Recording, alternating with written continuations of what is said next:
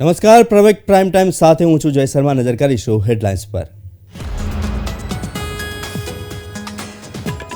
મધ્યપ્રદેશના નવા મુખ્યમંત્રી મોહન યાદવ વિધાનસભા અધ્યક્ષ અને 2 નાયબ સીએમના નામની પણ જાહેરાત.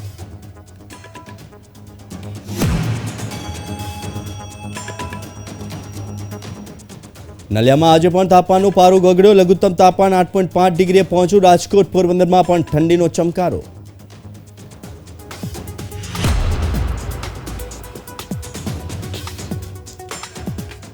મુખ્યમંત્રી ભૂપેન્દ્ર પટેલની સૌજન્ય મુલાકાત. બેઠકની વાતચીતમાં સિંગાપોર રિપબ્લિકના ભારત સ્થિત હાઈ કમિશનર સિમોન વોંગ પણ રહ્યા ઉપસ્થિત.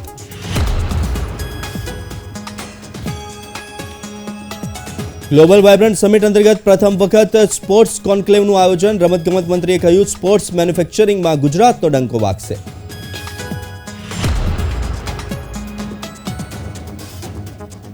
મહુવા મોઇત્રાએ સાંસદ પદ જવા મામલે સુપ્રીમ કોર્ટની શરણમાં. એથિક્સ કમિટીના રિપોર્ટ બાદ છીનવાઈ હતી સદસ્યતા.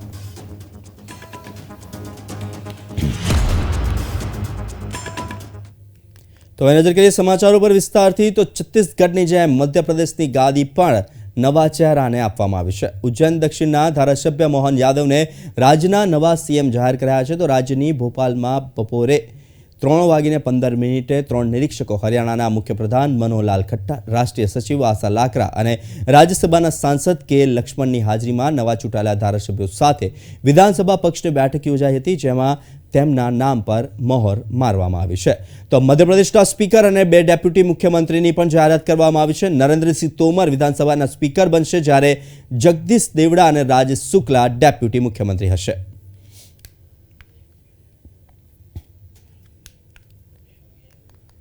તો મુખ્યમંત્રી ભૂપેન્દ્ર પટેલની સૌજન્ય મુલાકાત. સિંગાપોર રિપબ્લિકના ભારત સ્થિત હાઈ કમિશનર સિમોન વોંગે ગાંધીનગરમાં લીધી હતી. તો મુખ્યમંત્રીએ આ સૌજન્ય મુલાકાત બેઠકની વાતચીતમાં સ્પષ્ટપણે જણાવ્યું કે સિંગાપોર ભારત માટે લાંબા સમયથી ટાઈમ ટેસ્ટેડ ભાગીદાર રહ્યું છે. વિશ્વ નેતા અને યશસ્વી વડાપ્રધાન નરેન્દ્ર મોદીની વિઝનરી લીડરશિપમાં આ સંબંધો વધુ સુદૃઢ બન્યા છે. એટલું જ નહીં, ભારત સિંગાપુરના આ દ્વિપક્ષીય સંબંધ સેતુ ભારતની એક્ટ ઈસ્ટ પોલિસીનો મુખ્ય આધારસ્તંભ છે, એમ પણ તેઓએ ઉમેર્યું હતું.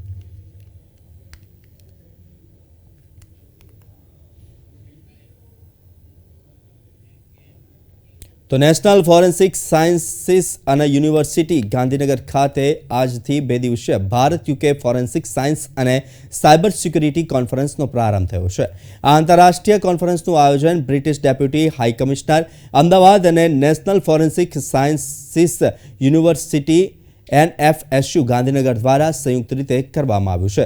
તો ગૃહ રાજ્યમંત્રી હર્ષ સંઘવીની ઉપસ્થિતિમાં આ કોન્ફરન્સનો પ્રારંભ થયો હતો.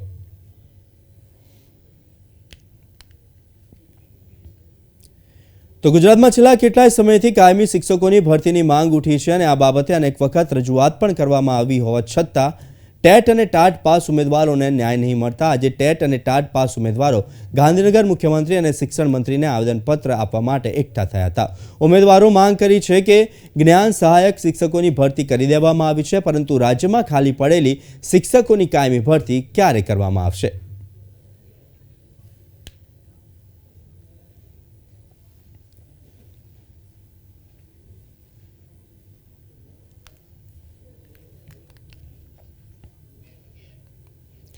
તો અમદાવાદની ટ્રાન્સસ્ટેડિયા યુનિવર્સિટીમાં દેશના સૌપ્રથમ ગુજરાત સ્પોર્ટ્સ સ્ટાર્ટઅપ કોન્ક્લેવનો પ્રારંભ થયો. અમદાવાદ મણિનગર ખાતે ટ્રાન્સસ્ટેડિયા યુનિવર્સિટીમાં દેશના સૌથી પહેલા ગુજરાત સ્પોર્ટ્સ સ્ટાર્ટઅપ કોન્ક્લેવનો પ્રારંભ રમતગમત અને ગૃહમંત્રી હર્ષ સંઘવીની અધ્યક્ષતામાં થયો હતો. જે દરમિયાન યોજાનારી પિચબુક પ્રતિયોગિતા માટે 7 સ્પોર્ટ્સ સ્ટાર્ટઅપ કંપનીઓને પસંદ કરવામાં આવી અને આ કોન્ક્લેવ માટે ટોચની 60થી વધુ સ્પોર્ટ્સ સ્ટાર્ટઅપ કંપનીઓએ ભાગ લીધો છે. તો રમતગમતના વૈશ્વિક નકશા પર ભારતની હાજરીમાં અત્યંત ઝડપથી વધારો થયો છે. તો સ્પોર્ટ્સ ઇન્ડસ્ટ્રી હવે ફક્ત પ્રતિસ્પર્ધાઓ પૂરતી મર્યાદિત નથી રહી, પણ અપાર ક્ષમતાઓ સાથેનું તેજીમય આર્થિક સેક્ટર બની છે. ગુજરાતની ધરતી પર દેશનું પ્રથમ સ્પોર્ટ્સ સ્ટાર્ટઅપ કોન્ક્લેવની શરૂઆત કરવામાં આવી છે. દેશના વિવિધ સ્પોર્ટ્સ જોડે જોડાયેલા સ્ટાર્ટઅપ્સે આજે મોટા પ્રમાણમાં ગુજરાતના અમદાવાદના ટ્રાન્સટેડિયા ખાતે પોતપોતાની આઈડિયાઝ પીચ કરી છે. દેશના ઇતિહાસમાં કોઈ રાજ્ય સરકાર દ્વારા કદાચ પહેલી વાર સ્પોર્ટ્સ સ્ટાર્ટઅપ કોન્ક્લેવની શરૂઆત તો કરવામાં આવી છે, પરંતુ સાથે સાથે સ્પોર્ટ્સના સ્ટાર્ટઅપ સેક્ટર જોડે જોડાયેલા લોકોને આટલો મોટો પોતાની આઈડિયાઝ પીચ કરવાનો અવસર આપવા જોડે જોડે 25 લાખ રૂપિયાની રાશિ ઇનામ સ્વરૂપે સ્ટાર્ટઅપ્સને આપવાની શરૂઆત કરવી એ સ્પોર્ટ્સના ઇતિહાસમાં સૌથી મોટા બજેટ.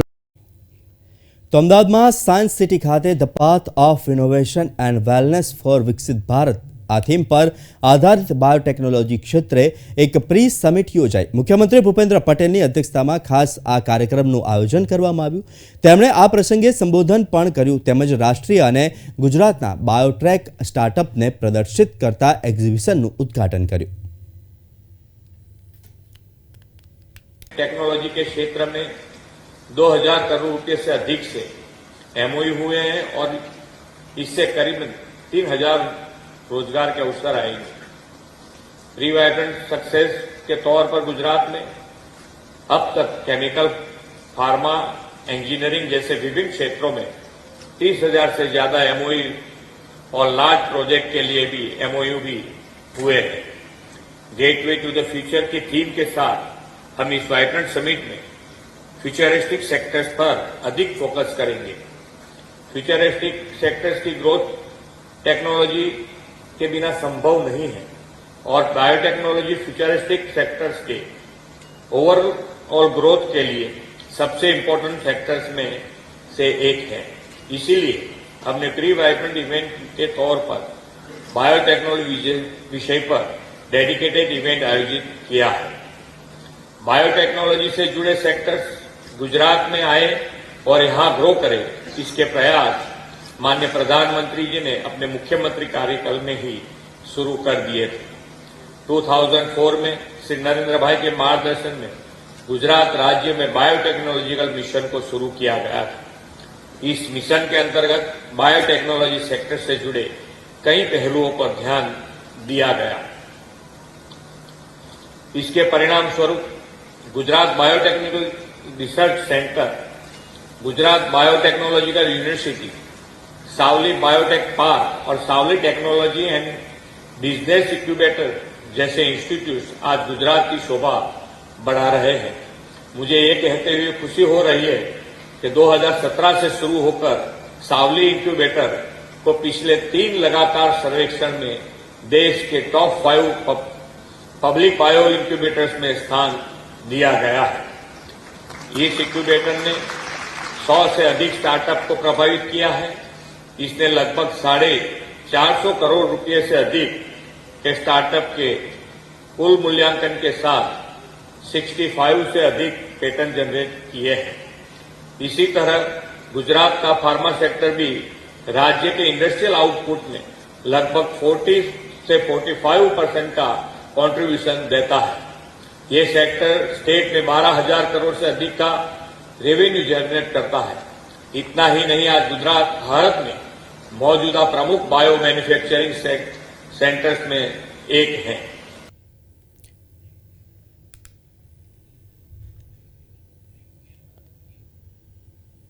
તો કેન્દ્રીય પશુપાલન અને ડેરી ઉદ્યોગ મંત્રી પુરુષોત્તમ રૂપાલાની પ્રેરક ઉપસ્થિતિમાં ગાંધીનગર ખાતે રાજ્ય સ્તરીય યુવા મહોત્સવ યોજાયો હતો. કેન્દ્રીય મંત્રીએ આ પ્રસંગે ઉપસ્થિત સૌ યુવાનોને પંચ પ્રણ પ્રતિજ્ઞા લેવડાવ્યા હતા. નહેરુ યુવા કેન્દ્ર સંગઠન ગુજરાત દ્વારા જિલ્લા કક્ષાએ યુવા મહોત્સવ અંતર્ગત મોબાઈલ ફોટોગ્રાફી, ચિત્રકલા, ભાષણ અને કવિતા લેખન પ્રતિયોગિતાનું આયોજન કરવામાં આવ્યું હતું, જેમાં વિજેતા થયેલા પ્રથમ અને દ્વિતીય પ્રતિયોગીઓ દ્વારા આજે રાજ્યકક્ષાના યુવા મહોત્સવમાં પોતાની કૃતિ રજૂ કરવામાં આવી હતી. નહેરુ યુવા કેન્દ્રના માધ્યમથી સમગ્ર દેશમાં યુવાનોને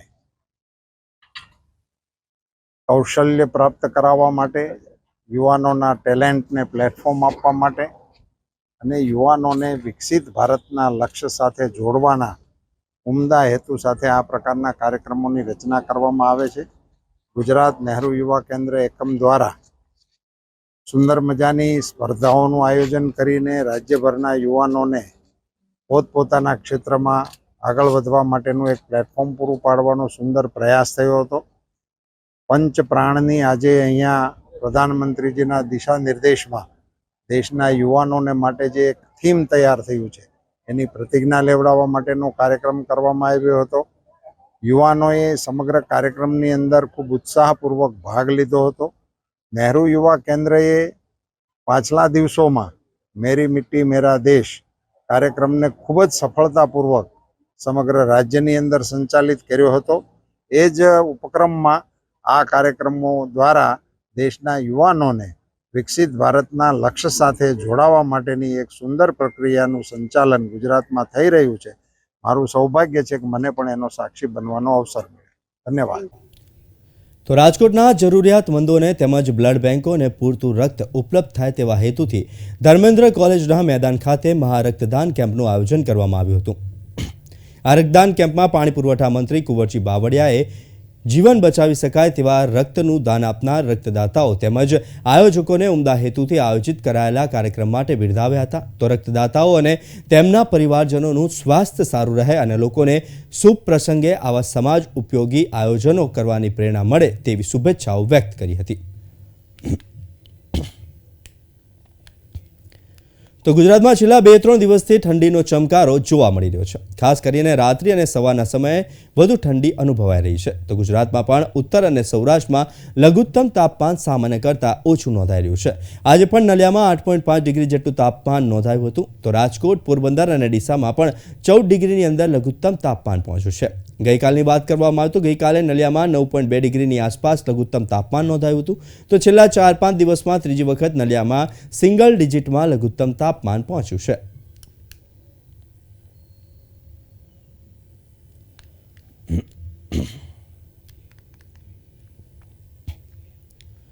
તો નો ફ્રિલ્સ એરલાઇન્સ સ્પાઇસજેટે સોમવારે જણાવ્યું હતું કે તે ટૂંક સમયમાં જ નેશનલ સ્ટોક એક્સચેન્જમાંથી તેની સિક્યુરિટીઝની યાદી આપશે. નાણાકીય ભીડમાંથી પસાર થઈ રહેલી સ્પાઇસજેટ કંપનીના શેરે બીએસસી પર સોમવારે સવારના વેપારમાં 8%થી વધુનો ઉછાળો નોંધાવ્યો હતો. નાણાકીય માપદંડો સહિત એવી ઘણી બાબતો છે જે કંપનીઓને એનએસસી પર લિસ્ટિંગ માટે પૂરી કરવી પડે છે.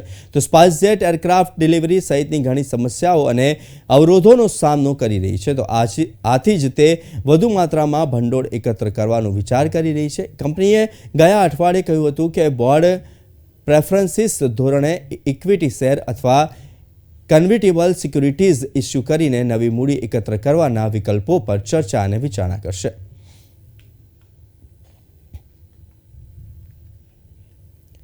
તો સુપ્રીમ કોર્ટે સોમવારે આર્ટિકલ 370 નાબૂદ કરવાના સરકારના નિર્ણયનું સમર્થન કર્યું છે. આપણે જણાવી દઈએ કે આર્ટિકલ 370 હેઠળ જમ્મુ કાશ્મીર રાજ્યને વિશેષ દરજ્જો આપવામાં આવ્યો હતો. સુપ્રીમ કોર્ટની 5 જજોની બંધારણીય બેન્ચે સોમવારે બંધારણની કલમ 370ની જોગવાઈને રદ કરવાના કેન્દ્રના 5 ઓગસ્ટ 2019ના નિર્ણયની માન્યતા નક્કી કરતા 3 અલગ અલગ મુદ્દાઓ જાહેર કર્યા છે. We have held that Article 370 is a temporary provision on a reading of the historical context in which it was included. Article 370 was introduced to serve two purposes. First, the transitional purpose to provide for an interim arrangement until the Constituent Assembly of the state was formed and could take a decision on the legislative competence of the Union on matters other than the ones stipulated in the instrument of accession and ratify the Constitution. And second, a temporary purpose, an interim arrangement in view of the special circumstances because of the war conditions in the state. See, we have held that a textual reading of Article 370 also indicates that it is a temporary provision. For this purpose, we have referred to the placement of the provision in Part 21 of the Constitution, which deals with temporary and transitional provisions, the marginal note to the provision, which states temporary provisions in respect to the state of Jammu and Kashmir, and a reading of Articles 370 and 1, by which the state became an integral part of India upon the adoption of the Constitution. કલમ 370ની જોગવાઈઓ નાબૂદ કરવા સંબંધિત case પર પોતાનો ચુકાદો આપતી વખતે સુપ્રીમ કોર્ટે નિર્દેશ આપ્યો છે કે જમ્મુ અને કાશ્મીરના કેન્દ્ર શાસિત પ્રદેશનો રાજ્યનો દરજ્જો શક્ય તેટલી વહેલી તકે પુનઃસ્થાપિત કરવામાં આવે. મુખ્ય ન્યાયાધીશ ડીવાય ચંદ્રચૂડે કહ્યું કે અમે કેન્દ્ર શાસિત પ્રદેશ જમ્મુ અને કાશ્મીરમાં શક્ય તેટલી વહેલી તકે રાજ્યનો દરજ્જો પુનઃસ્થાપિત કરવાનો નિર્દેશ આપીએ છીએ. વધુમાં ડીવાય ચંદ્રચૂડે કહ્યું કે આ મામલે રાષ્ટ્રપતિએ સત્તાનો ઉપયોગ અને સહકારના સિદ્ધાંતનું પાલન કરવું જરૂરી નથી.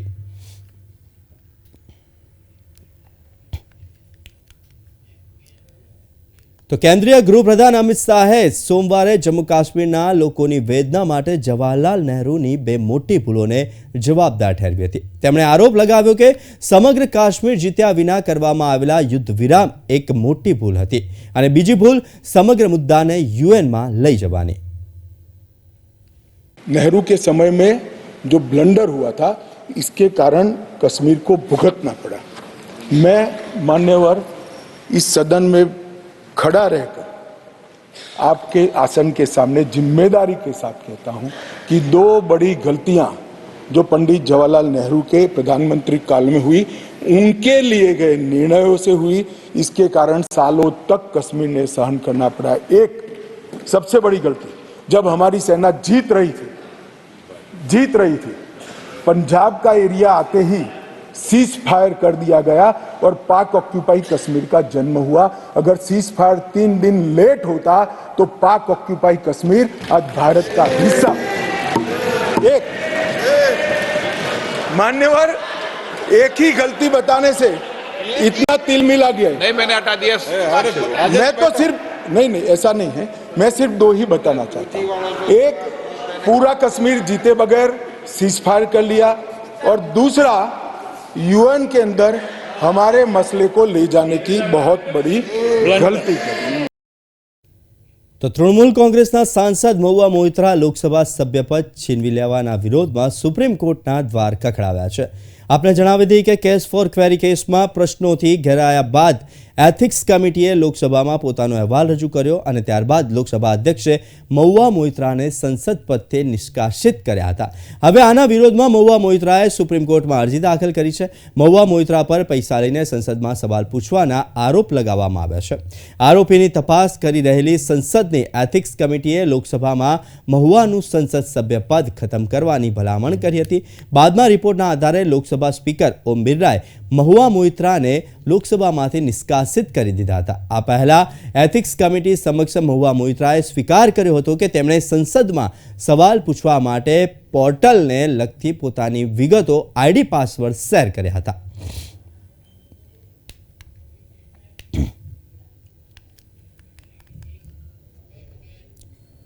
તો વારાણસી જિલ્લા અદાલતે સોમવારે અહીંના જ્ઞાનવાપી મસ્જિદ સંકુલનો વૈજ્ઞાનિક સર્વેક્ષણ રિપોર્ટ સબમિટ કરવા માટે ભારતીય પુરાતત્વ સર્વેક્ષણને વધુ એક સપ્તાહનો સમય આપ્યો છે. જિલ્લા ન્યાયાધીશ A.K.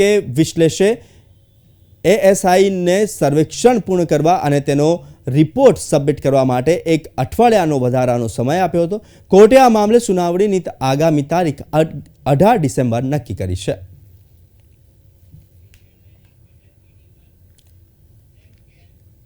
તો કેન્દ્રીય પ્રધાન અશ્વિની વૈષ્ણવે સોમવારે દિલ્હીમાં એક પ્રેસ કોન્ફરન્સમાં જણાવ્યું હતું કે વિશ્વ ટેકનોલોજી સોલ્યુશન માટે ભારત તરફ જોઈ રહ્યું છે. સાથે તેમણે વધુમાં કહ્યું કે વિશ્વ ભારત સાથે સહપ્રાદ્યોગિક નિર્માણ માટે ભાગીદારી કરવા માંગે છે. Over last 9.5 years, there is a huge growth, huge increase in the way India is viewed by the world. Today, the world looks up to India for technology solutions. The world wants to partner with India for co-creation of technologies. The world looks for thought leadership on key issues like 6G, key issues like AI, where India's voice, India's thinking is highly valued by the world. This is a big change from the past where primarily India was considered okay, fine, but today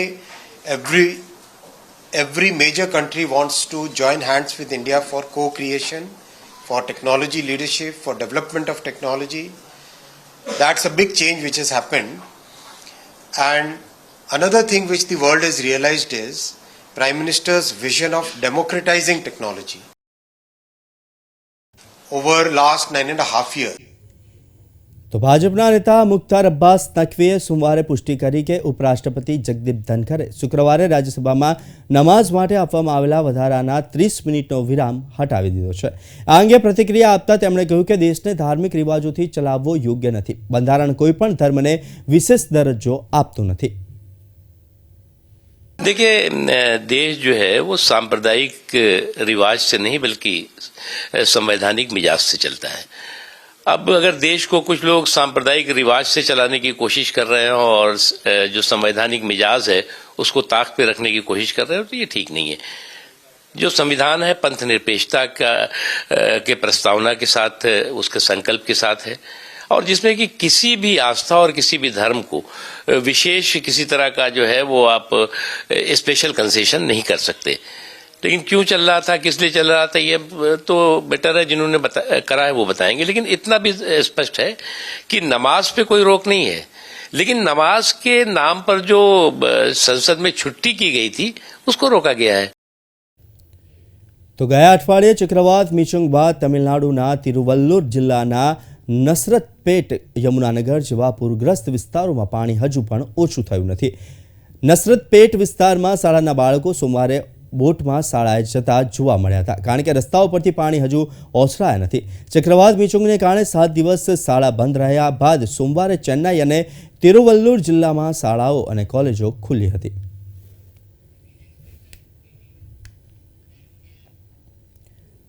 તો તેલંગાણાના મુખ્યપ્રધાન રેવંત રેડ્ડીએ સોમવારે હૈદરાબાદના Banjara hills ખાતેના તેમના નિવાસસ્થાનને કોંગ્રેસના દિગ્ગજ નેતા જન્ના રેડ્ડી સાથે મુલાકાત કરી હતી અને આ પ્રસંગે કે જન્ના રેડ્ડીએ ભૂતપૂર્વ પ્રધાન અને ભૂતપૂર્વ કોંગ્રેસ ધારાસભ્ય પક્ષના नेता અને મુખ્યમંત્રીનું અભિવાદન કર્યું હતું.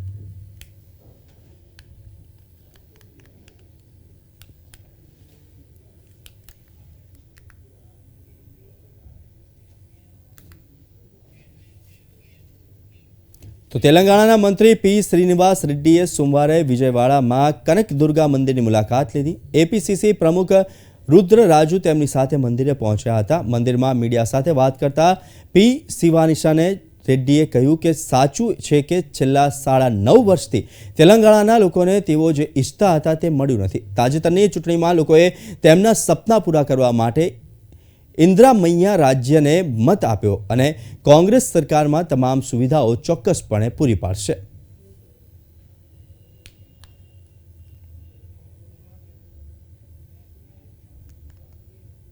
તો કેન્દ્ર સરકાર દ્વારા ડુંગળીની નિકાસ પરના પ્રતિબંધના વિરોધમાં વિપક્ષના ધારાસભ્યોએ સોમવારે મહારાષ્ટ્રના નાગપુરમાં વિધાન ભવનમાં વિરોધ કર્યો હતો. રાજ્ય વિધાનસભાના શિયાળુ સત્રના 3જા દિવસે ગૃહની કાર્યવાહી શરૂ થાય તે પહેલા જ કેટલાક ધારાસભ્યોએ વિરોધમાં ડુંગળીની માળા પહેરીને જોવા મળ્યા હતા. તો વિધાનસભામાં વિરોધ પક્ષના નેતા વિજય વડેટ્ટીવાર અને વિધાન પરિષદમાં વિપક્ષના નેતા અંબાદાસ દાનવે અને એનસીપી નેતા અનિલ દેશમુખ અને અન્ય નેતાઓએ વિરોધમાં ભાગ લીધો હતો. તેઓએ ડુંગળીની નિકાસ પરનો પ્રતિબંધ પાછું ખેંચી લેવા અને ખેડૂતોને સહાયની માંગ સાથે સરકાર વિરુદ્ધ સૂત્રોચ્ચાર કર્યા હતા.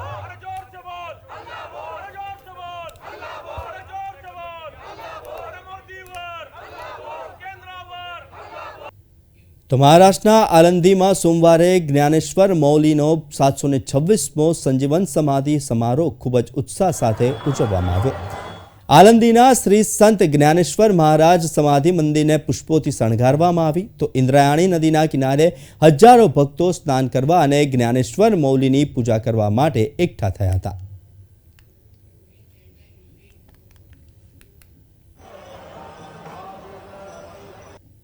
તો હાલ સમાચારમાં બસ આટલું જ. મને આપશો રજા. નમસ્કાર.